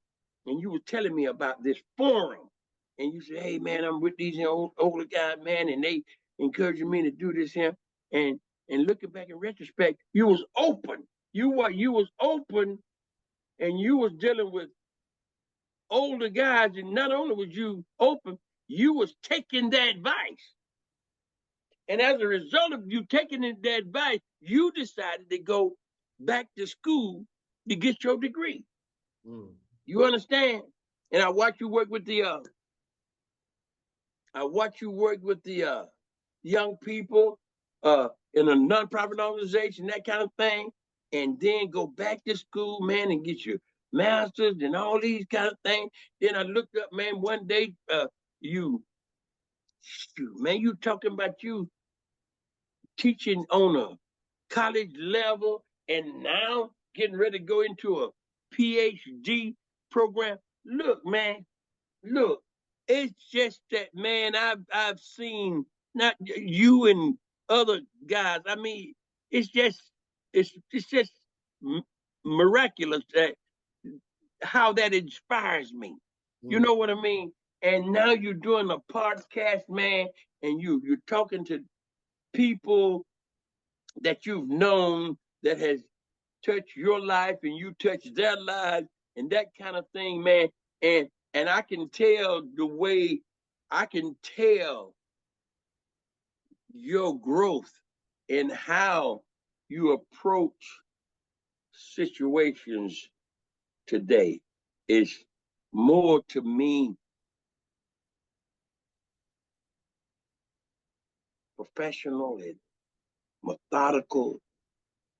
You don't seem that formal education seems to have given you some discipline on your presentation and how you express yourself. Listen, man, I'm proud of you. I'm so proud of you. And listen, here's what I'm most proud of. We go back a long way, and I don't have to talk to you like you know hell of a guy. Right. I can talk to you like I talked to you when I first met you. Like you understand? That's what I think. Bigger than that. Yeah. See, I got a direct line to you. Yeah. I ain't got to go through and I call you directly. Yeah. That's the type of networking that I'm proud of as far as our relationship is concerned. And according to the same way, showing the same, the people that I do business with and associate with, Cornell. That's the college I was trying to think of. Oh, Cornell. Cornell. A hell of a university. That's university. I think that's in the top 10. Cornell. I think Cornell is in the top 10 in America. Yeah. So, in other words, but getting back to you, Rodney, man, I mean, I'm just looking at, I ain't gonna say a miracle. I'm gonna say a miracle, but I'm looking at a person when you decided you wanted to take another direction. When did you enter college, man? What year? 09. In 09. That was an undergrad. That was undergrad. No, from 09 to 2023, you got this podcast, and you get ready to enter into a PhD program. And not only do you bring this formal education to the table, see, you the kind of guy, you can hit the street put the formal education back Yeah. and get it from the concrete and asphalt. That's Ain't no who you question are. about it. Ain't no question about it, man. That's who you are. And just to know, oh man, that's a grand quality. I mean, it's a grand quality. And you know, your life journey speaks to the fact that, man, boy, listen, you can never give up on yourself, man. Yeah. You can never give up on yourself, you know. But desire is the key. Yeah. Desire is key. I mean, you know, and I don't know. We could talk about a whole lot. Fact is, I think about me, you, and a crew. And we go down to New Orleans and different things, and all us ride with all kind of walkie talkies on the expressway. We ride with all these walkie talkies, and then we go into New Orleans like we some real grand folk, and posting up on the corner of Canal and Bourbon Street. You understand? With chairs Getting busy. Getting busy. But the reason that I asked you to kind of highlight our relationship a little bit, and the reason that I asked you to talk about the other young guys that you're proud of and that you've influenced, is to show the world, and particularly young Black people from our culture, from our communities, from all over the country. It's okay to connect with the elders. It's going to be beneficial. Absolutely. To connect with the elders. We all have a part to play. Okay. Now there's going to be a certain level of accountability that's going to be required, because none of us are perfect. And you know, if you come from an impoverished background, there are going to be many different encounters in navigating these American systems that will be a first for you. And that's where the elders are experts for the most part, right? If they're not foolish ass elders, right? right. But listen, I want to ask you this. Can you tell the world about your experience in Chicago? You know, you came to Chicago and spent some time here. We kind of hung out. Can you tell the world about your experience when you came to Chicago? Absolutely. Yeah, look. So what happened, I was headed to Detroit. I landed in Detroit, and I said, okay, while I'm in Detroit, while I'm up in there, I'm gonna go visit Rodney. And I said, listen, I'll be through there, son. And he said, okay, come on. And I dropped down in Detroit because they was having the convention, and I went by the convention, and I hit the road, and I headed towards you. You know, so but in the main thing, I'm by myself on this kind, and I really feel pretty good about these different excursions I done went on by myself. You know what I mean? But anyway, so you walked me into Detroit, into Chicago, and you took me around the guys that, some of the older guys that you was affiliated with at the forum and different things. In fact, I was looking at some of that footage. I got the pictures of at the forum. I was looking at that stuff the other day, and then I got pictures of you and me riding into Chicago, looking at what was that lake over there? Lake Michigan. Lake Michigan, and you know, you kind of describing the the ride into Chicago. And remember, we went to Oprah Place. I do the video. I got that video and all of that kind of thing. I stayed at your house. Yeah, and you took me up to Farrakhan. I saw Farrakhan's house. I think at the time Barack Obama's house was up in that area. You took my own those places, man. Oh yeah, it was a meeting, and yeah, we went to this meeting where these people was cooking. They had a strong dish up in that basement down there. Yeah.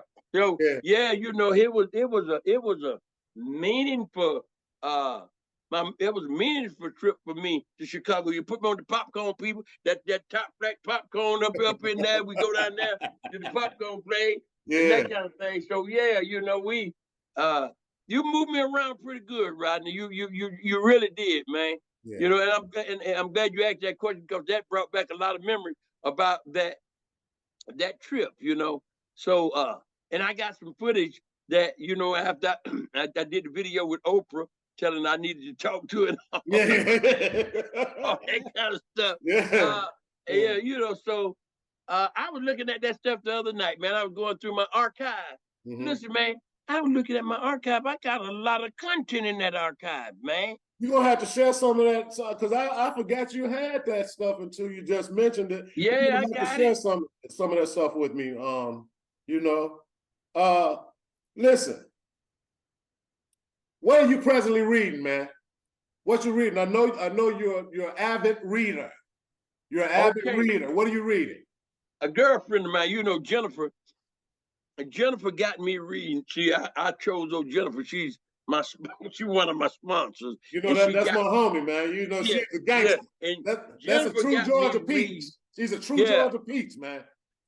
Yeah, she got me reading some stuff on relationships, on how important relationships are, you know. And I began to read that last night. Now, most of my reading,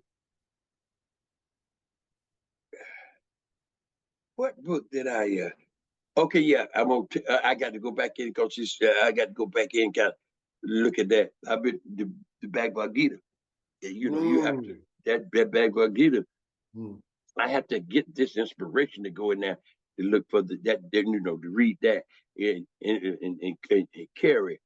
God rest his soul. See, he was the man. He was the go-to man when I run across things I needed to understand in the Gita. And I listen, man. Oh man, when I think about when you said that about this reading and being introduced to this type of information, the Bhagavad Gita, the Quran, the Holy Bible, Up from Slavery, Marcus Garvey. Oh man, you know, all this kind of information and it's just amazing when I look back that I've touched bases, did some surface knowledge, surface things on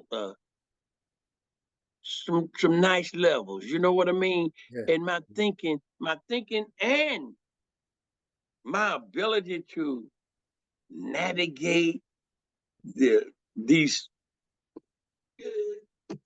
computers and cell phones. I mean, to be 72. Listen, man, I ain't saying this here to put anybody down, but man, listen, I'm somewhat literate when it comes to moving around this technology. You know what I'm saying? You know, I'm talking about from iPad, telephone, laptop, and that kind of thing. You know, fact is, I was doing some stuff at a partner of mine, get some content. Now he's in the what you call them the pallet business. He's in the pallet business. Old player from Summer Hill, man.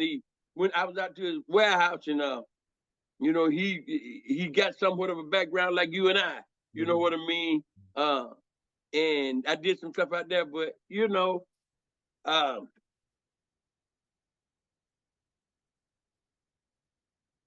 that's kind of where. What was that question? I said that again. We was talking about reading, and I was kind of surprised as you started to name some of the material, some of the texts. That you've read and studied, because I know that one of the readings, one of your favorite readings, is also one of my favorite readings, but you didn't mention it. What's that? Carter G. Woodson. Oh no, absolutely. That's just look. See, we was coming from Woodson's teaching, the miseducation of the Negro. See, in other words, in the GOZ book, the Gittin Off Zero book, it talks about empowerment. Now, this is a favorite book. Now that you know that because it touches bases on, oh man, the miseducation of the African American community, where and Woodson was talking about in 33 what true education was about. true education is about being able to empower oneself, not just what following another man, but having the intelligence to do for self. You know, and he was in man. And when I first read Woodson, and Woodson was a graduate of Harvard, man. And this guy was talking about, man, listen, I had to re-educate myself. Woodson went real deep for us, man. He said he had to re-educate himself on what proper education was about. And then I've come to realize, man, I hadn't really given the educational system that much, paid that much attention. And let me tell you something. That educational system is a hell of a tool in the shaping of the thinking, especially of the African American community. Education is you know, you're talking about training or indoctrinating the minds. Come on, man. Yeah. On, you man. know, so and you know what? That reminds me, do you remember what Carter G. Woodson said about that back door? About that door? Absolutely. What did he say? He said, Woodson said,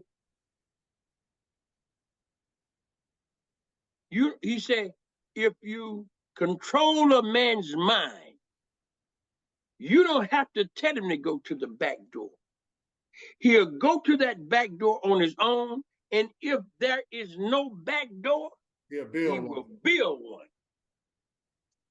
So that's what you're talking about, the indoctrination of that public school system. Absolutely, absolutely, absolutely. Hey, man, it's been wonderful, man. I just got a few more questions. We're going to get out of here, man. We've been here for a couple of hours. I've been enjoying it. It's a Saturday afternoon, man. We're on Chicago's Intellectuals Podcast. We got my man Gittin Off Zero, Raymond Tatum, man. Hell of a guy, man, out of Atlanta, Georgia. I want to ask you this, man. What kind of music you listen to? Oh, man, these days, listen, I've been listening to music that carries me back to places in my journey. You know, Curtis Mayfield and on my playlist I got James Brown, Aretha Franklin. You understand? And then I try to stay relevant, Tupac and some of these young rappers, and then not only that, classical, classical music, man. And listen, and I got the Lone Ranger, I got the Star Spangled Banner, I got the Magnificent Seven, all these kind of this music, and I got Walmart of the Priest. That's the music I told you about that I. Your lifelong favorite. That's your lifelong favorite. It inspired me to want to graduate from a high school, Price High in particular. But yeah, that kind of music, you know. But you know, I was and when I'm working vending, and that helps me, that energizes me and bring my vibrations up, so I can kind of engage with the public. That music seemed to bring my vibrations up, and where I'm in a kind of good space, you know, to just kind of engage with the public. But yeah, it's been kind of old school stuff. Smokey Robinson and the Isley Brothers and stuff like that, you know. And see, I can kind of talk Jimi Hendrix, Tyrone Davis, all these young people, you know what I mean? So, but I don't want to, but I try to stay current too, and get these young people to tip, you know, because there are some of the rap music that I like these young people are doing, you know what I mean? And when I'm in these venues, and when I strike that music up, you know, I get the interest of these young people. Play that again, put that back on now, did that kind of stuff, you know. So That's the kind of stuff I've been Jerusalem. Jerusalem. You heard the piece Jerusalem? What happened? Man, that's a cold-blooded piece. Dice put me on that piece. It's an African piece. You're gonna have to share that with me. You need to share. Yeah. You can just Google Jerusalem. But this piece went worldwide. Oh. I'm talking about when you look at the video, I'm talking about all nationalities of people can get in that rhythm. Yeah. So it's coming out of Africa though. So I asked you that question, man, because and this is probably gonna blow you away, man, because you're a real humble guy.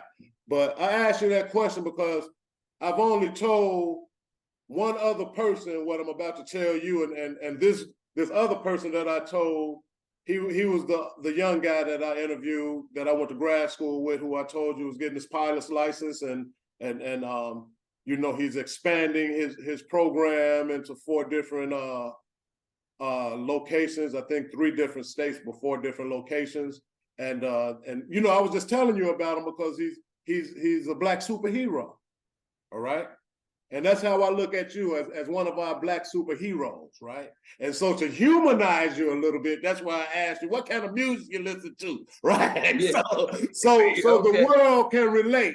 You know, that's the one tool that has always connected us. Yes, right.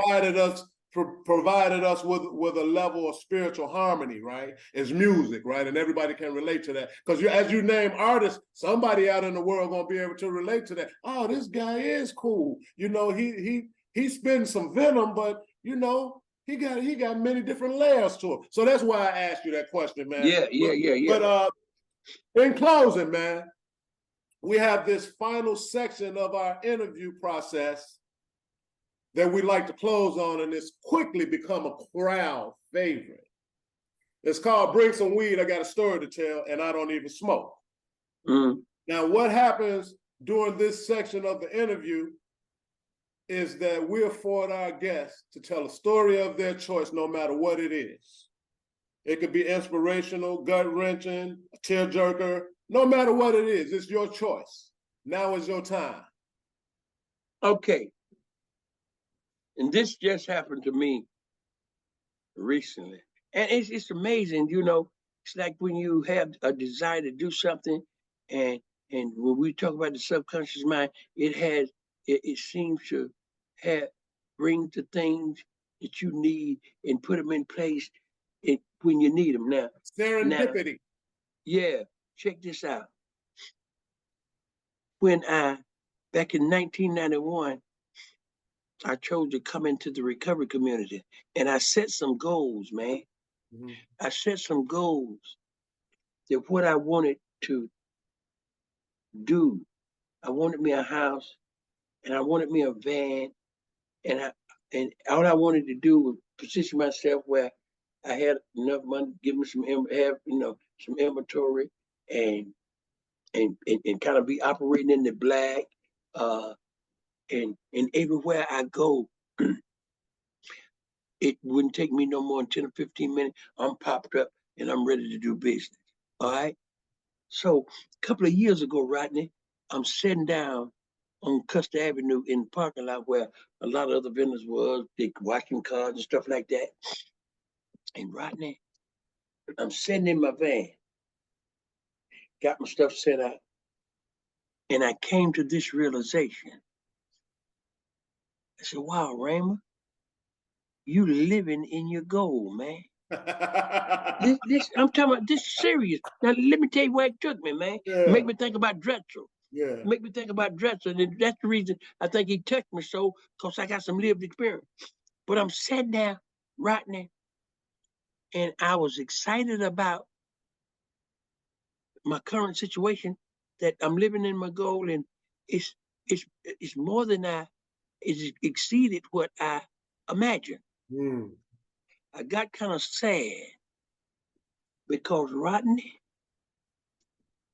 I didn't dream big enough.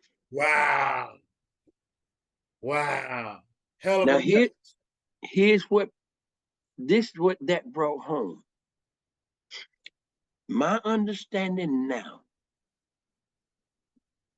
of my position in this universe, I am a part of the entire fabric of the universe. Yeah. I just don't know how to use these powers. But I do know that if you fix your mind on certain things, it has a way of bringing that thing to fruition. Listen, right? I ain't telling you what I heard. This is lived experience. Mm. Now, I got to be careful who I say this to, because my belief system today, and it may not happen in my lifetime, but my dream today is not just to own a house or some houses. My dream today and my aspirations today is to own at least 3 planets. Hey, man, listen. Hey, man, we love you, man. I'm so proud of you, man, and I feel blessed, man, just by the fact of knowing you. I'm so happy to have met you, and we've known each other a long time. Hey, man, I'm looking forward to great things. We're going to continue to dialogue. We're going to continue to build, and I appreciate you coming on today, man. All right? You got anything else you'd like to say before we close?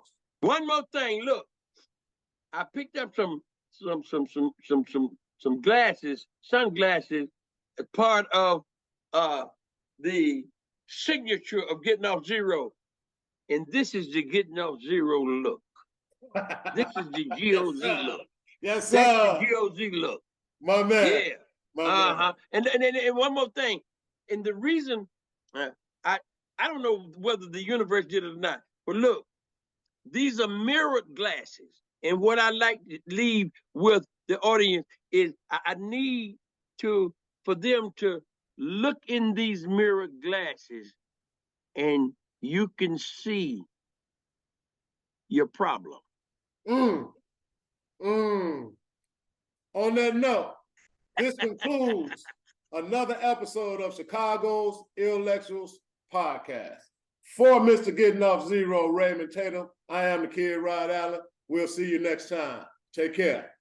Peace.